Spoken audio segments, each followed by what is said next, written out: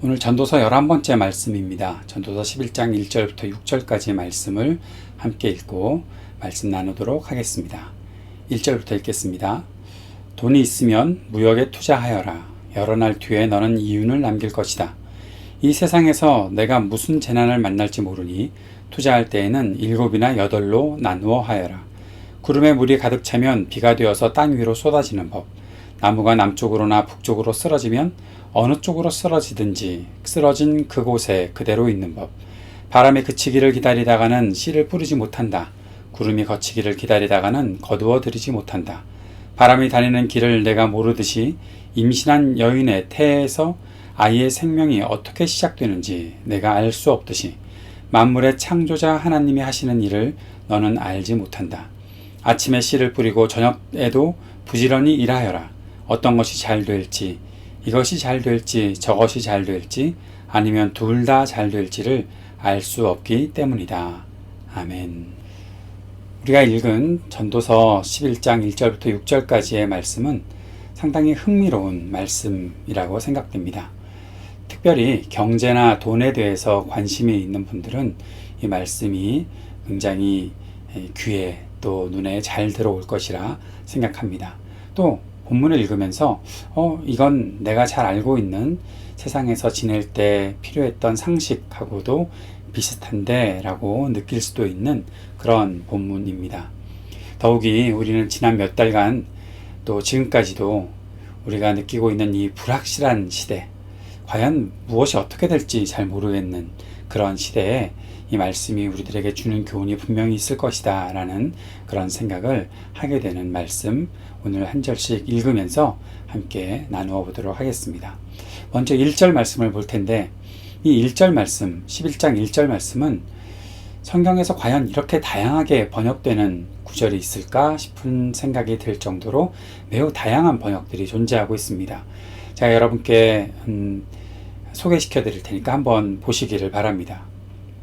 개역 한글에서는 너는 내 식물을 물 위에 던지라. 여러 날 후에 도로 찾으리라. 개역 개정에서는 너는 내 떡을 물 위에 던져라. 여러 날 후에 도로 찾으리라. 그렇게 나와 있는데, 오늘 우리가 읽었던 새번역 성경에서는 돈이 있으면 무역에 투자하여라. 여러 날 뒤에 너는 이윤을 남길 것이다. 공동번역에서는 돈이 있거든 눈 감고 사업에 투자해 두어라.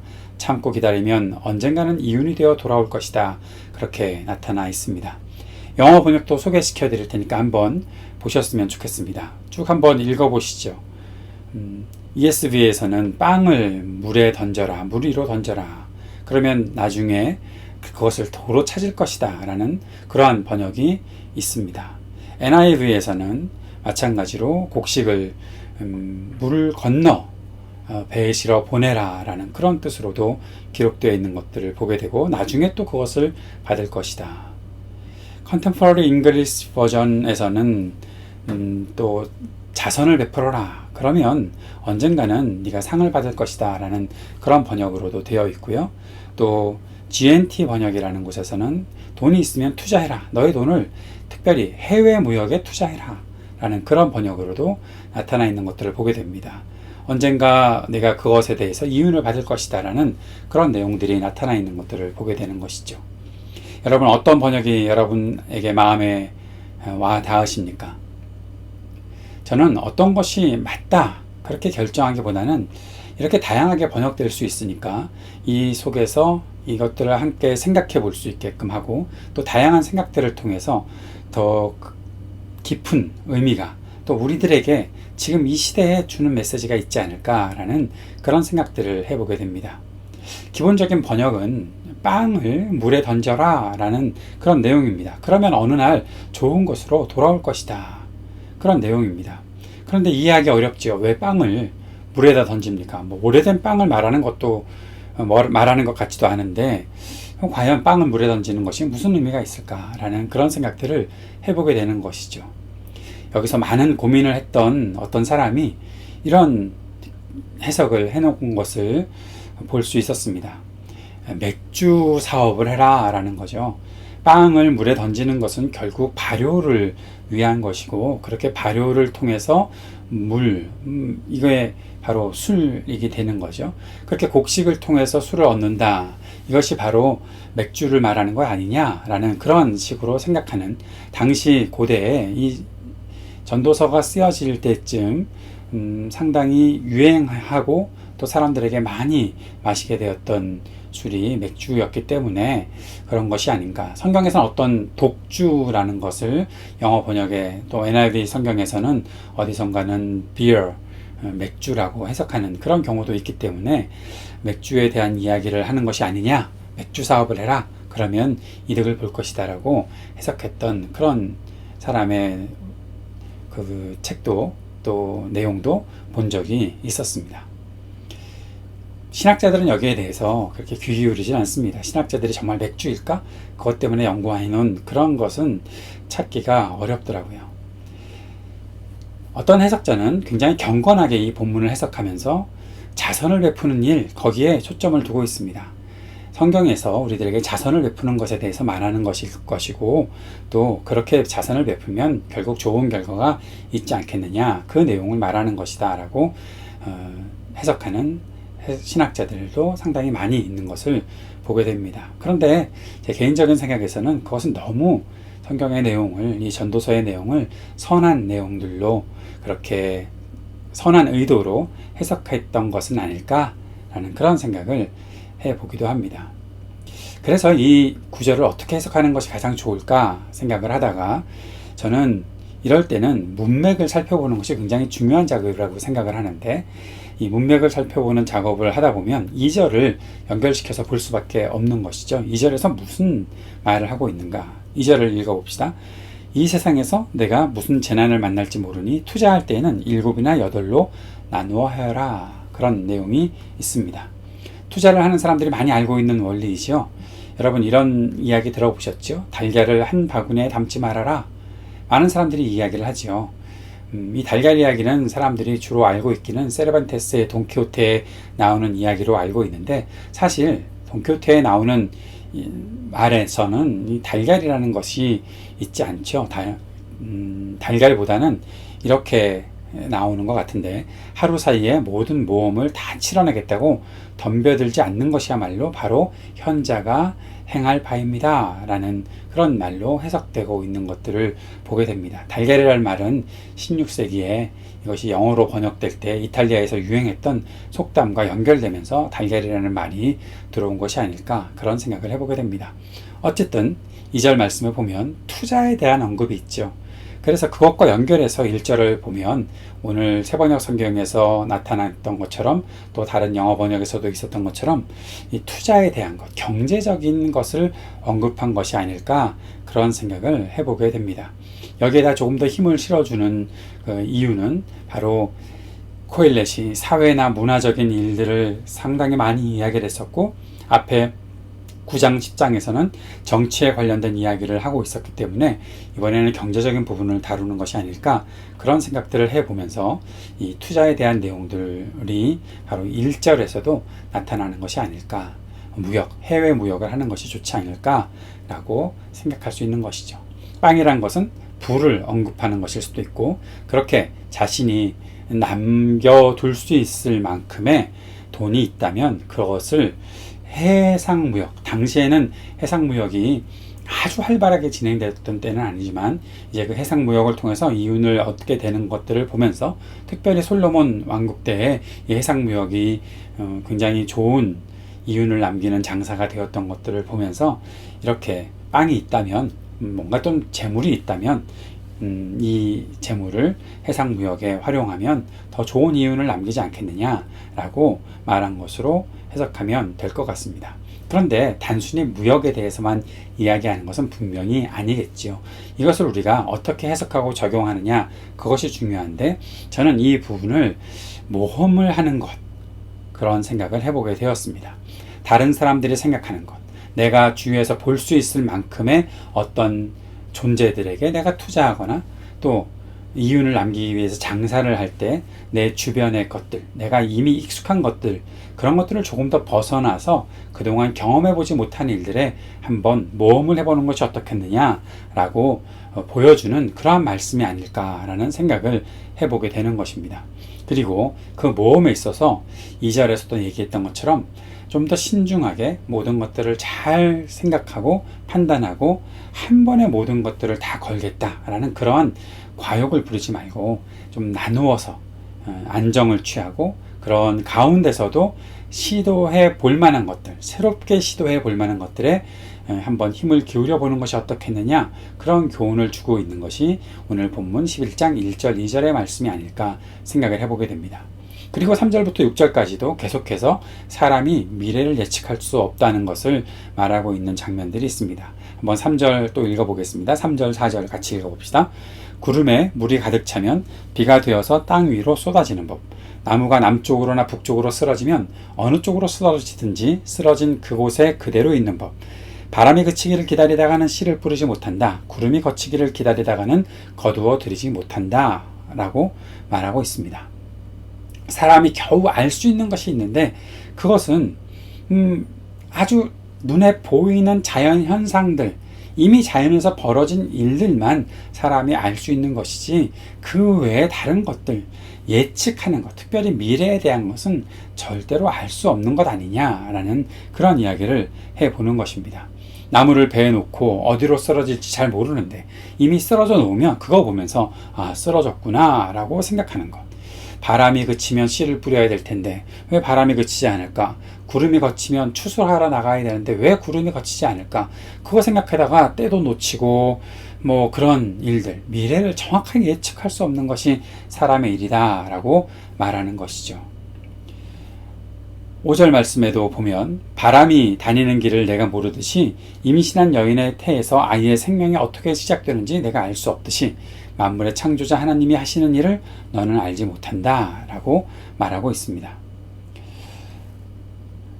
바람이 어떤 길로 오고 가는지 알 수 없는 것, 알지 못하잖아요. 그런 것처럼 마찬가지로 아이가 어떻게 태어나는가, 생명이 어떻게 태어나고 자라는가, 그걸 정확하게 어디서부터 힘이 와서 어떻게 될 것인지를 아는 사람이 어디 있겠습니까?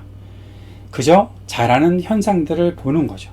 초음파 사진을 통해서 아이가 생겼구나, 아이가 자라고 있구나, 그거 보는 것이지 그 아이가 어떻게 숨을 쉬는지, 그 뼈가 어디서부터 생겨서 자라나고 있는지 어떻게 알 수 있겠습니까? 하나님이 하시는 일에 대해서, 특별히 생명에 대한 일들을 사람이 어떻게 알 수가 있느냐라고 그렇게 묻고 있는 것이죠. 그러면서 코일렛은 6절에서 이런 결론을 내리고 있습니다. 아침에 씨를 뿌리고 저녁에도 부지런히 일하여라. 어떤 것이 잘 될지, 이것이 잘 될지 저것이 잘 될지 아니면 둘 다 잘 될지 알 수 없기 때문이다. 그저 부지런히 일하는 것 외에 우리가 뭘 할 수 있겠느냐라고 말하고 있는 것이죠. 저 개인적으로는 이 말씀을 무척 좋아합니다. 그리고 자주 사역에 적용합니다. 한 가지만 해라. 한 가지만 집중적으로 해서 그 안에서 좋은 결과, 좋은 열매를 맺는 것, 그렇게 기대할 수 있을까요? 저는 그런 기대는 잘 안 해봤고 또 잘 안 되더라고요. 할 수 있는 한도 내에서 여러 가지 일을 하는 것이 좋지 않겠는가, 그런 생각을 해보게 됩니다. 제 목회 사역에도 여러 가지 일들, 그렇다고 막 아주 어질러 놓고 어디든지 못 찾고 그런 것이 아니라 말씀을 전하는 방법도 여러 가지로 해보는 거죠. 새벽마다 말씀 묵상을 녹화해서 유튜브에 업로드를 하고, 또 새벽 기도회에 가서 말씀을 전하고, 라이트 앤 딜라이트 이메일을 작성해서 여러분께 이메일을 드리고 매일매일 발송하고, 그 내용들을 또 페이스북에도 올리고 교회 홈페이지에도 올리고, 그렇게 하죠. 여러 방법들을 다 써보는 겁니다. 왜 그럴까요? 뭐가 잘 될지 알지 못하니까 그런 거죠. 뭐가 잘 될지만 딱 안다 그러면 그렇게 하겠습니까? 하나만 딱 하면 되는 것이지. 온라인 성경 공부를 하기도 하고, 주일 예배도 하고, 주일 예배도 줌으로도 하고, 유튜브로도 하고, 또 다시 녹화한 말씀들을 올려놓고, 그렇게 하는 것. 하나만 집중해서 하지 뭘 그렇게 여러 가지를 하느냐라고 생각할 수도 있겠지만, 저도 가끔가다 그런 생각을 하거든요. 에이, 귀찮은데 하나만 할까? 그런데 모르잖아요. 뭐가 잘 될지 모르잖아요. 누가 어디서 어떻게 그 말씀을 받아들이고 은혜를 받을지 모르잖아요. 둘 다 안 될 수도 있지만, 아무것도 안 될 수도 있지만, 그래도 하나는 되지 않겠습니까? 그러니까 그 속에서 어떤 것들에 대해서 내가 예측할 수 없으니까 있는 힘이 있으면 다 해보려고 그렇게 생각하고 있는 것이죠. 그런데 여기서 잊지 말아야 될 것이 있죠. 그렇게 다 해보는 것이 내가 능력이 있어서 할 수 있는 것이 아니다라는 거예요. 잘 모르니까 다 해보는 거예요. 잘 모르니까요. 내가 미래를 모르니까 이것도 해보고 저것도 해보는 거예요. 알고 있었다면 못하러 다 하겠습니까? 제일 좋은 거 하나만 하면 되지. 오늘 본문의 주제가 바로 이것입니다. 사람이 모른다는 거예요. 날씨를 봐도 잘 모르겠고, 자전거를 타고 나가려고 했는데 비 온다는 예보가 있으면 안 나갑니다. 기분 좋게 나가지 않습니다. 그러다가 밖을 보면 비가 안 와요. 그래서 또 다시 일기예보 앱을 보면 비가 온다는 시간이 한 두세 시간 늦어졌어요. 그러면 억지로 또 자전거를 끌고 나가서 자전거를 탑니다. 그래서 집에서 제일 먼 곳에 가면 그때부터 비가 내리기 시작하죠. 미래를 모르겠는 거예요. 구름을 보면서도 모르겠는 거예요. 50년 넘게 지금 몇 년째 살고 있는 겁니까? 그 정도 살았으면 구름 보고도 알고 대충 바람만 불어도 알고 이 세상의 미래가 어떻게 될 것인지 알아야 되겠는데 반세기를 넘게 살아도 잘 모르겠습니다. 오늘 본문의 주제는 그겁니다. 잘 모르지? 잘 모르는 거야 라고 말하고 있는 겁니다. 오늘 읽은 구절이 6절인데 6절 속에 모른다, 알 수 없다 라고 말하는 것이 5번이나 나옵니다. 어떻게 해야 되겠습니까? 모르니까 그냥 내버려 둘까요? 모르면 모르는 대로 살까요? 그것이 아니죠. 모르는 것을 그냥 내버려 두는 것이 아니라 모르는 것을 인정하는 것입니다. 인정이라는 것을 오해하지 마십시오. 그래, 나 모른다. 그래서 뭐 어쩔래. 그렇게 말하는 것이 아니고요. 그것은 자기 방어고 자기 고집이죠. 그런데 내가 모릅니다. 그래서 그렇게 인정하고 겸손하게 배우는 자세로 들어가는 거죠. 미래를 예측할 수 없는 사람이 가장 먼저 가져야 되는 태도는 바로 이것입니다. 나는 잘 모르겠습니다. 그래서 배우려고 합니다. 라는 거죠. 제가 신학교 들어갈 때 입학 면접 시험을 보게 되었는데 굉장히 유명하신 교수님이 제 앞에서 저를 면접을 하시는 거예요. 그때 제가 면접 시험관에게 썼던 그 면접을 위한 노트가 있었어요. 근데 거기에다 제가 뭐라고 썼나 하면 존경하는 신학자나 또 뭐 설교가 목회자가 있냐라고 물어보시길래 제가 마틴 로이드 존슨 목사님 설교자를 존경하고 또 그리고 대천덕 신부님 예전에 강원도 태백에 예수원에 계셨던 지금 돌아가셨죠. 그 두 분을 제가 존경합니다 라고 말씀을 드렸더니 다짜고짜 저한테 물으시는 거예요. 마틴 로이드 존슨의 성령론과 대천덕 신부님의 성령론을 비교해서 설명해 보라는 거예요. 제가 뭐라고 대답했겠습니까? 저는요 그걸 알면 제가 신학교 안 왔을 것 같습니다. 제가 모르니까 배우러 왔죠. 가르쳐 주세요 라고 말씀드렸죠. 웃으시면서 칭찬해 주셨던 그런 기억이 지금도 납니다. 모르는 것을 인정하는 태도예요. 배우겠습니다 라는 거죠. 그렇게 배울 때 또 미래를 예측할 수 없을 때 이렇게 불확실한 시대를 살면서 오늘 본문은 우리들에게 아주 중요한 교훈을 몇 가지 던져주고 있습니다. 저는 그것을 4가지로 요약해서 여러분과 함께 나누어 보고자 합니다. 첫째, 이렇게 불확실한 시대를 살 때, 미래를 잘 모르겠을 때 어떠한 태도로 살아야 할까요? 첫 번째는 모험하자라는 겁니다. 모험을 하자. 아무것도 하지 않았다고, 아무것도 할 수 없다고, 또 아무도 그렇게 생각하지 않는다고, 나는 그런 길을 갈 수 없다고, 그렇게 아무것도 시작하지 못하고 움츠러들어 있지 말고, 그것보다 내가 무엇을 할 수 있다면, 또 무엇인가 하고 싶은 일이 생겼다면, 무엇인가 해야 할 일이 주어졌다면 모험하듯이 그 일을 시작해보는 것이 좋겠다라는 것입니다. 물론 시작하기 전에 여러 가지 생각도 해야 되겠지만 생각만 하고 멈추어져 있지 말고 그렇게 무기력하게 지내지 말고 무언가를 시작해보는 그런 모험의 태도가 필요하다는 것이죠. 믿음은 모험하는 것이죠. 폴 트루네는 진정한 신자라면 모험을 하게 돼 있다라고 그렇게 말을 했었습니다. 믿음이라는 것은 보이지 않는 것이잖아요. 믿는 것이니까 모험하는 것이죠. 사실 그 길을 걸어가는 것은 모험하는 것이죠. 믿으니까 가는 것이죠. 그런데 이 모험을 여러분 잘 생각하셔야 됩니다. 내가 뭔가 좋은 것을 기대하고 있어. 나는 할 수 있어. 그래서 하는 것이 아니라 믿는 사람들의 모험은 하나님이 그 길에 해서 나와 동행해 주실 거야. 하나님이 나보고 가라고 하셨는데 아직 보이진 않지만 내가 그 길을 갈 거야. 하나님께서 나와 함께 하실 거야. 그거 믿고 가는 것이 모험하는 것입니다. 믿음으로 하는 모험은 바로 그런 것이죠. 성경에서 소개하는 많은 믿음의 사람들이 그렇게 살았던 사람들이죠. 아브라함도 모세도 다윗도 바울도 베드로도 다 그렇게 살았던 사람들이었습니다. 오늘 본문 1절에서 말하는 것이 투자라고 생각한다면 바로 그런 것이죠. 잘 알지 못하지만 내가 지금 눈에 확실하게 보이지 않지만 한번 투자해 보는 겁니다. 그것을 내던져 보는 겁니다. 그렇게 해놓고 기다리는 겁니다. 언젠가는 유익이 있겠지. 그런 투자가 어떤 것이 있을까요? 뭐 주식 투자를 해서 기업을 잘 좋게 만드는 일도 필요한 것이겠죠. 그런데 저는 우리 그리스도인들이라면 그렇게 기업에 투자하는 것도 좋은 일이겠지만 사람에게 투자하는 것이 더 어떨까? 더 좋지 않을까? 그런 생각을 해보는 겁니다. 여러분, 사람에게 투자하는 것만큼 모험적인 일은 없습니다. 그 사람이 뭘 할 수 있겠어요? 그런데 기다려보면 그 사람이 그 일을 이루는 것을 보게 되는 것이죠. 기다려야 되는 거예요. 무엇인가 남을 것이 있다 생각하면 기다려야 하는 거예요. 어떻게 될지는 아무도 모르는 거예요.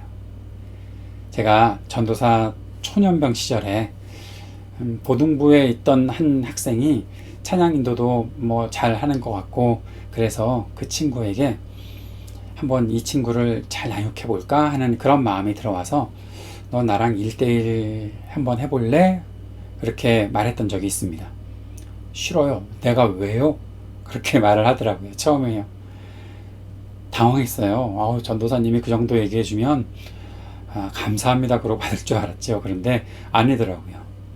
그런데 나중에 계속해서 관심 갖고 또 기도하고 있던 도중에 그 친구가 저에게 와서 1대1 같이 하자고 얘기했었고 지금은 목사가 되었어요. 아주 좋은 목사가 되었어요. 모르는 거예요.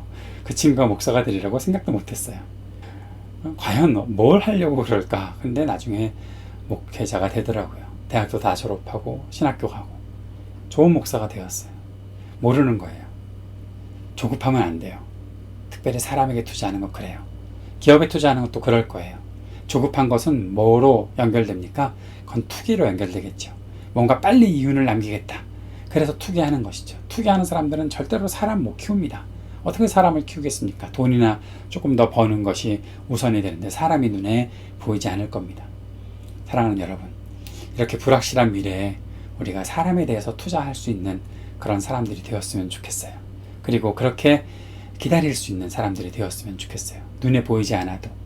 여러분 지금 하고 계시잖아요. 여러분의 자녀들에게 그렇게 하고 계시잖아요.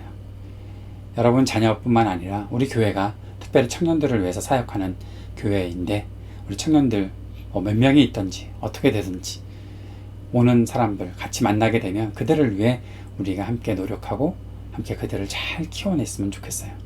지금 눈에 보이는 모습이 별로 마음에 안 들지도 몰라요. 그런데 하나님께서 그들을 붙잡아 주시고 그들을 키워 주실 것이라고 저는 분명히 믿어요. 그렇게 모험하는 인생, 특별히 사람을 위해 모험할 수 있는 우리들이 되었으면 좋겠다. 그런 생각을 해보게 됩니다. 두 번째 교훈은 자신을 과신하지 말라는 거예요. 자신을 과신하지 말라. 자신을 과신하는 사람은 어떤 일을 벌입니까? 과욕을 부리죠. 내가 누군데, 내가 이번에 확실한 걸 알아. 그래서 한 번에 모든 것을 거기다 걸어버리는 것이죠. 올인하는 것이죠. 일을 저지릅니다. 결국 일을 망칩니다. 사랑하는 여러분, 믿음으로 하는 모험은요, 자신을 과신하는 것과는 차원이 다릅니다. 믿음으로 하는 모험은 자신을 믿는 것이 아니라 하나님 믿는 거예요. 하나님께서 하라고 하시는 일들을 하는 거예요. 그래서 하나님께서 이끄시는 대로 가는 거예요. 하나님께서 무엇이라고 말씀하시는가? 나한테 구해라. 내가 뭐든지 줄게 라고 말씀하실 때 하나님께 여러 가지를 구해볼 수 있어야 되는 거죠. 그 중에서 하나님과 나의 마음이 딱 맞아 떨어지는 일, 그 일이 있을 때 그 일에 또 헌신하고 수고할 수 있는 그런 일을 해보는 것이죠. 이사야 7장에 나왔던 아하스가 어땠습니까? 하나님께서 뭐든지 구해라. 내가 너한테 뭐든지 줄게. 그런데 그가 뭐라고 대답했습니까? 이사야 7장 12절에서 아닙니다. 저는 징조를 구하지 않고 주님을 시험하지도 않겠습니다. 하나님 의지하면 뭐든지 주시겠다고 하는데 아니겠다는 거예요. 안 하겠다는 거예요. 자신은 그저 내가 원하는 아시리아의 도움만 받으면 될 거다라고 생각하고 있었던 것이죠. 하나님을 향해서 조금 더 마음을 열지 않습니다. 교만이죠. 오만함이죠. 자만함이죠. 결국 자신을 패망하게 만들게 되는 것이죠. 하나님의 자녀들은 자신을 과신하지 않고 겸손한 태도로 모든 일에 임합니다. 미래를 알지 못하는 사람일수록 그렇게 하나님께 구하며 지혜를 발휘할 수 있어야 합니다. 여러분, 지혜가 충분히 있으십니까? 지혜가 없다면 하나님께 구하십시오. 그리고 하나님께 구했을 때 단순히 그냥 기다리지만 마시고 책을 통해서나 무엇을 통해서나 지식을 많이 쌓아가십시오. 왜 지식을 쌓아라는 얘기를 합니까? 지식을 활용하는 것이 지혜거든요. 지혜가 없다는 것은 활용할 지식이 없다는 것과도 똑같은 것이거든요. 여러 가지 지식들을 쌓아 놓으세요. 오늘 말씀에도 7가지, 8가지 그렇게 투자하는 것, 그거 배우는 겁니다. 뭐든지 배워놓는 겁니다. 배워놓고 그 속에서 무엇가 잘 될지, 그리고 무엇이 나를 지탱해 주는 힘이 될지 그렇게 찾아가 보는 것, 그것이 바로 지혜로운 삶이 되는 것이죠. 어떠한 재난을 만날지 모르겠다라고 말씀했었잖아요. 그러니까 많은 것에서 우리가 여러 가지 다양한 길을 열고 그 속에서 어떠한 일들을 찾아볼 수 있는 그러한 사람들이 되는 것이 필요하다. 하나님께서 그렇게 우리들에게 코일렛을 통해 말씀해 주고 계신 것이죠. 세 번째 교훈은 때를 놓치지 말아야 한다라는 것입니다. 때를 놓치지 않는 비결. 그것처럼 중요한 비결이 어디겠습니까? 저는 이렇게 정리해 봅니다. 때를 놓치지 않는 비결은 기회가 왔을 때 그것을 소중하게 생각하는 것, 그것과 연결이 되는 것이 아닐까 생각을 해봅니다. 또 하나는 때를 놓치지 않는 비결은 게으르지 않고 일을 미루지 않고 부지런히 살아가는 것입니다. 또 하나, 때를 놓치지 않는 것은 사람에 대한 것, 사람을 키우는 것에 있어서도 때를 놓치지 않도록 해야 한다는 것이죠. 어떻게 해요? 사람을 만날 때 그 만남에 있어서도 좋은 관계와 배움을 통해서 내가 유익을 얻을 수 있거든요. 하나님께서 나에게 만나게 하셨는데 그 만남을 그냥 흐지부지 보내버린다면 결국 사람을 놓치게 되는 것이고 때를 놓치게 되는 것이죠. 때를 놓치지 않는 비결은 노력한다고 되는 것은 아닌 것 같아요. 노력이 있다면 기도하는 노력이 필요하지 않을까 싶습니다. 내가 노력해서 실력은 쌓을 수 있지만 때를 잡을 수 있으려면 노력과 함께 기도해야 되는 거예요. 기도하는 사람이 기회를 잡을 수 있다. 왜요? 때를 주관하시는 분은 우리 하나님이시니까요. 하나님께서 나에게 이때다라고 말씀하시는 그 때를 찾아내려면, 잡으려면 기도하는 것이 가장 중요한 일이 될 수 있는 것이죠. 네 번째 교훈은 부지런해야 한다라는 것입니다. 오늘 6절의 말씀에 있었던 것처럼 부지런히 일해라. 아침에도 저녁 때도 부지런히 일해라. 사랑하는 여러분, 게으름은 인생의 적입니다. 대충 되겠지 생각하고 일을 미루는 것은 교만한 마음과 짝을 이루는 것이죠. 게으르다는 것은 자신의 인생이 자신의 것인 것으로 착각하는 겁니다. 그리고 게으르다는 것은 고집 부리는 것과 똑같은 거예요. 바쁘게 살라는 말이 아닙니다. 해야 할 일을 제때 하는 부지런함이 필요하다는 것이죠. 분주하게 살라는 것이 아닙니다. 해야 할 일을 할 수 있을 때에 해내야 한다라는 것입니다. 부지런한 사람이 겸손한 사람이고 지혜로운 사람이다 라는 사실을 오늘 우리가 보게 되는 것이죠. 성경에 있었던 5달란트, 2달란트 받은 종들, 부지런히 일했던 사람들이었죠. 그러나 1달란트 받았던 사람은 게을렀죠. 5달란트, 2달란트 받았던 사람들은 모험했습니다. 부지런히 일했습니다. 겸손하게 자신의 것들을 다 이용해서 열심히 일하고 결국 이윤을 남기는 사람이 되었습니다. 그러나 1달란트 받은 사람, 종이었음에도 주인을 자기가 다 안다라고 생각했고 게을렀고 아무것도 하지 않았습니다. 때도 다 놓쳐버렸습니다. 주인이 어느 날 왔을 때 그저 땅에 묻어두었던 1달란트 그저 가져다 주었을 뿐입니다. 게으르고 악한 종아, 울 수밖에 없었던 것이죠. 자신의 것들을 과신했던 사람이 바로 그렇게 악한 종이라는 평가를 받을 수밖에 없었던 것이죠. 사랑하는 여러분, 우리가 살고 있는 세상 속에서 미래를 확신할 수 있는 사람이 얼마나 되겠습니까? 더구나 코비드-19 이 상황에서 미래에 어떤 일이 벌어질 것이라고 확실하게 예측할 수 있는 사람이 있겠습니까? 아무도 없습니다. 이러한 상황에서 우리가 적용할 수 있는 일이 무엇이 있을까요? 교회로서 가지고 있어야 되는 마음제사가 있다면 어떤 것일까요? 바로 앞에서 말씀드렸던 4가지가 아닐까요? 위축되지 말고 모험하는 사람이 되었으면 좋겠습니다. 그리고 또 그 속에서 겸손하게 배울 수 있는 자세를 가지고 자신을 과신하지 않고 겸손하게 배워나가며 살아갈 수 있는 사람이 되었으면 좋겠습니다. 그렇게 살아가면서 부지런히 일할 수 있는 사람이 되고 그렇게 또 때를 놓치지 않는 사람들이 되어야 할 것이라 생각을 합니다. 우리가 요즘에 같이 이 온라인으로 예배하고 다음 주엔 우리가 또 성찬도 할 것이고 온라인으로 성경 공부도 할 것이고 이런 상황에 대해서 누가 예견할 수 있었고 누가 이것이 확실하다라고 얘기할 수 있었겠습니까? 저희들도 많은 변화를 거치면서 지금까지 오고 있는데 또 앞으로 어떤 변화가 생길지 아무도 알지 못하는 것 아니겠습니까? 우리 자신을 과신하지 말고 나는 이렇게 살아왔으니까 나는 이것이 맞다고 생각한다. 그렇게 고집 부리지 말고 하나님께서 열어주시는 길이 있다면 그 모든 길들을 다 열어가 보고 한번 해나가 보는 것, 그것이 우리들에게 필요한 자세가 아닐까 싶습니다. 그 속에서 우리가 해야 될 일들을 때를 놓치지 말고 해나가고 방심하지 말고. 여러분 벌써 8월달이에요. 신입생들이 올 때가 됐어요. 이번 학기는 빨리 끝난대요. 또 11월 말이면 벌써 끝난대요. 우리가 무엇을 해야 될지 잘 생각하고, 물론 카운셀에서 같이 연구하겠지만 여러분도 같이 생각해 주시고, 우리가 지금 이렇게 온라인으로 만나고 비대면으로 예배를 드리는 이런 시간을 통해서 과연 우리가 중점을 기울여야 될 것들이 무엇인지 부지런히 생각하고 그 일들을 주위에서 관찰하며 그 일들을 해나가는, 그래서 우리를 통해서 사람이 키워지고 또 우리가 해나가야 되는 사역들, 하나님께서 원하시는 일들 충분히 잘 감당할 수 있는 사람들, 또 우리 교회가 되는 것, 그것이 하나님께서 우리들에게 원하시는 것이 아닐까 싶습니다. 부지런해야 합니다. 우리가 해야 할 일들을 최선을 다해 임해야 합니다. 대충 되는 일들 없을 것입니다.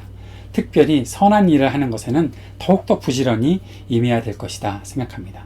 사람 살리는 일 부지런히 해야 될 것입니다. 정의를 행하고 사랑으로 사람들을 섬기는 일 부지런히 감당해야 될 것입니다. 그 속에 무엇이 우리들에게 아주 좋은 유익으로 올까요? 무엇이 잘 될지 우리가 잘 모르잖아요. 할 수 있는 일이라면 부지런히 감당하고, 하나님께서 우리에게 하라고 맡기신 일이라면 무엇이든지 최선을 다해 임할 수 있는 우리가 될 수 있어야 하고 또 해낼 수 있을 것이라 믿습니다. 사랑하는 여러분, 주님께서 우리들에게 원하시는 삶, 하나님께서 기대하시는 삶, 우리가 이루어가는 하나님의 사람들 되었으면 좋겠습니다. 하나님께서 하실 일들을 그 속에서 바라보고 하나님과 동행의 길을 걸어가는 저와 여러분이 될 수 있기를 주님의 이름으로 축복합니다. 기도하겠습니다. 하나님 아버지, 우리에게 은혜를 베풀어 주옵소서. 이 불확실한 시대에 하나님께서 허락하시는 일들을 잘 감당할 수 있는 주의 사람들 될 수 있도록 인도하여 주옵소서. 예수님 이름으로 기도드립니다. 아멘.